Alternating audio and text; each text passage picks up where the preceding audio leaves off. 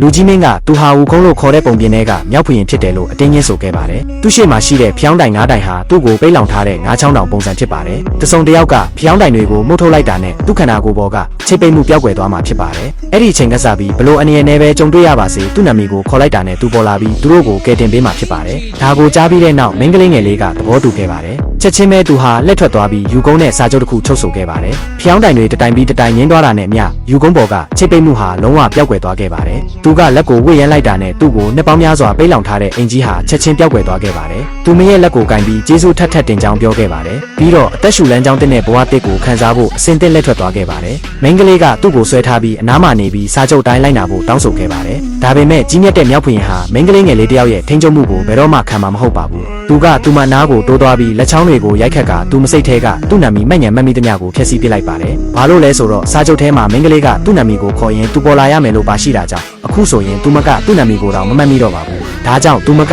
သူ့ကိုထိန်းချုပ်လို့မရတော့ပါဘူးယူကုန်းကရေမောပြီးသူမကိုခမ်းမြဆနောက်ခဲ့ပါတယ်ပြီးတော့သူမလက်ထဲကငှက်ပြောရက်တောင်ကိုလူယူပြီးလေးဆွေးနွေးလိုင်းဖြစ်ပြောင်းလဲသွားခဲ့ပါတယ်မထွက်ခွာမီမိန်းကလေးဟာအဲ့ဒီမှာရက်ပြီးငိုယိုနေခဲ့ပါတယ်သူမကအချိန်ကြာကြီးစဉ်းစားခဲ့ပေမဲ့ယူကုန်းရဲ့နာမည်ကိုမှတ်မိနိုင်ခြင်းမရှိသေးပါဘူးမိန်းကလေးရဲ့နာမည်ကအမားဖြစ်ပါတယ်သူမဟာငယ်စဉ်ကလေးကဝိညာဉ်တွေကိုမြင်နိုင်ခဲ့တာဖြစ်ပါတယ်သူမဟာတာမန်လူတွေမမြင်နိုင်တဲ့မကောင်းတဲ့တတဝါတွေကိုမြင်တွေ့နိုင်ခဲ့ပါတယ်သူမအရင်ကဝူခုံးကိုကယ်တင်နိုင်ခဲ့တဲ့အကြောင်းရင်းကတော့ကျောင်းကပြန်လန်းမှာတရေတကောင်ရဲ့တိုက်ခိုက်ခြင်းကိုခံခဲ့ရလို့ဖြစ်ပါတယ်သူမကိုအကြောင်းတိုက်ဆိုင်စွာဖြစ်သွားတဲ့နွားဘလူးဘုရင်ကကယ်တင်ပေးခဲ့တာဖြစ်ပါတယ်ရဲရင်နဲ့နွားဘလူးဘုရင်ဟာအမားရဲ့ဝိညာဉ်တွေနဲ့ဆက်သွယ်နိုင်တဲ့စွမ်းရည်ကိုတွေ့ရှိခဲ့ပါတယ်ဒါကြောင့်သူကသူ့ရဲ့တရေတိုက်ခိုက်ရေးထီးနဲ့အမားကိုကျေးဇူးဆက်ချင်ခဲ့ပါတယ်သူကအမားကိုသူ့ငှက်ပြောရဲ့တောင်ပေါ်ကချစ်ပိတ်မှုကိုဖယ်ရှားပေးဖို့တောင်းဆိုခဲ့ပြီးအဲ့ဒီအကြောင်းကြောင့်အမားဟာဝူခုံးကိုသူ့ထောင်ထဲကနေမတော်တဆလွတ်ပေးခဲ့မိပါတယ်နှစ်ပေါင်း25နှစ်ကြာပြီးနောက်ကြီးပြင်းလာတဲ့အမားဟာအင်ချန်မြေကုမ္ပဏီတစ်ခုရဲ့ပိုင်ရှင်ဖြစ်လာခဲ့ပါတယ်သူမအိမ်တအိမ်ကိုတွားရောက်စစ်ဆေးတိုင်းပထမဆုံးလုပ်တာကအိမ်ထဲဝင်ပြီးတာနဲ့သူမရဲ့အဝါရောင်ထီးကိုဖွင့်တာဖြစ်ပါတယ်ပြီးတော့သူမရဲ့လက်ထောက်ကိုအိမ်ထဲမှာလူပဲ2ယောက်ရှိတယ်လဲလို့မေးမြန်းခဲ့ပါတယ်သူမဟာကျမ်းပြင်ကိုငုံကြည့်လိုက်တဲ့အခါအခန်းထဲမှာလူ9ယောက်ပဲရှိတာတေချာပေမဲ့ကျမ်းပြင်ပေါ်မှာအပိုခြေထောက်တစ်စုံရှိနေခဲ့ပါတယ်အမားဟာအဲ့ဒါတရေချောက်တဲ့အိမ်ဆိုတာချက်ချင်းသိလိုက်ရပါတယ်ပြီးတော့သူမကအဲ့ဒီပိုင်ဆိုင်မှုကိုအလွန်တက်တာတဲ့ဈေးနှုန်းနဲ့ဝယ်ယူခဲ့ပါတယ်လူတိုင်းထွက်သွားပြီးနောက်အိမ်ထဲကတရေကိုသူမဆင့်ခေါ်လိုက်ပါတယ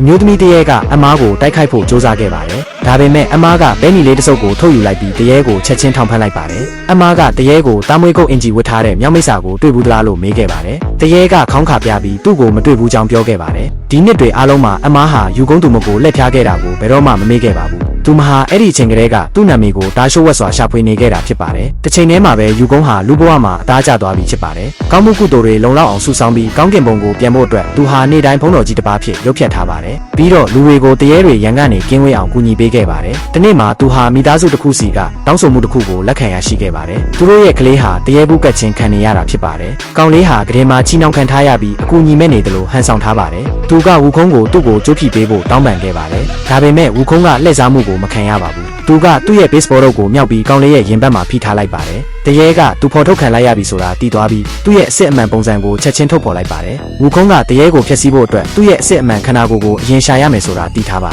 ်ဒါကြောင့်သူဟာတုတ်ကိုကင်ပြီးအခန်းထဲမှာစတင်ရှာဖွေခဲ့ပါတယ်တရေဟာချက်ချင်းပဲစိတ်လှုပ်ရှားစိုးရိမ်လာခဲ့ပါတယ်ဝူခုံးကသူ့ရဲ့တသားအယုတ်ခန္ဓာကိုယ်ကိုဖျက်ဆီးတော့မယ်ဆိုတာမြင်တော့သူဟာချက်ချင်းပဲကိယူနာတနာချင်းကိုတောင်းပန်ခဲ့ပါတယ်သူကဝူခုံးကိုထန်းဆန်းဆောင်ရဲ့အတစ်တဖန်မွေးဖွားခြင်းတည်နေရာကိုတီကြောင်ပြောပြခဲ့ပါတယ်အကယ်၍တယောက်ယောက်ကထန်းဆန်းဆောင်ရဲ့အသားကိုစားရင်သူတို့ဟာတားဆီးလို့မရတဲ့စွမ်းအားတွေကိုရရှိမှာဖြစ်ပါတယ်ဝူခုံးဟာချက်ချင်းပဲစိတ်ဝင်စားသွားခဲ့ပါတယ်ဒီလိုလူမျိုးတကယ်ပဲရှိသလားဆိုပြီးတော့ပေါ့အဲ့ဒီအချိန်မှာတရေရဲ့တသားရုပ်ဟာရုတ်တရက်လှုပ်ရှားသွားပြီးအိမ်မြောင်ဆက်ဝိုင်းတံကိုကင်ပြီးဝူခုံးစီတို့ထိုးဆိုင်လိုက်ပါတယ်ဝူခုံးကချက်ချင်းပဲရိုက်ချက်တစ်ခုနဲ့လှည့်လိုက်ပါတယ်သူကတသားရုပ်ကိုပိုင်းဆိုင်ရာဆိုင်ရိုက်ခွဲပြလိုက်ပါတယ်ကတင်ပေါ်ကတရေဟာသူ့ရဲ့အစ်စ်အမှန်ပုံစံကိုထုတ်ဖော်လိုက်ပြီးလုံးဝပျောက်ကွယ်သွားခဲ့ကကောင်လေးဟာတာမန်တိုင်းပြန်ဖြစ်သွားခဲ့ပါတယ်နောက်တစ်နေ့မှာရှိုခန်းဟာသူ့ရဲ့တာဝန်စီရင်ခံစာကိုယူပြီးဆရာဘော်ဒီထံတွားရောက်စီရင်ခံခဲ့ပါတယ်သူကအဲ့ဒီလိုအစွမ်းထက်တဲ့တရေကိုအနိုင်ယူပြီးတဲ့နောက်ကောင်းကင်ဘုံကိုနောက်ဆုံးမှာပြန်နိုင်ပြီလို့ထင်ခဲ့ပါတယ်ဒါပေမဲ့ဆရာဘော်ဒီကသူ့ကိုပြောခဲ့ပါတယ်သူအနိုင်ယူခဲ့တဲ့တရေဟာသူတို့သားအယုတ်တရေတာဖြစ်ပါတယ်သူတို့သမီးအယုတ်တရေကတော့ပျောက်ဆုံးနေတော့မယ်ဖြစ်ပါ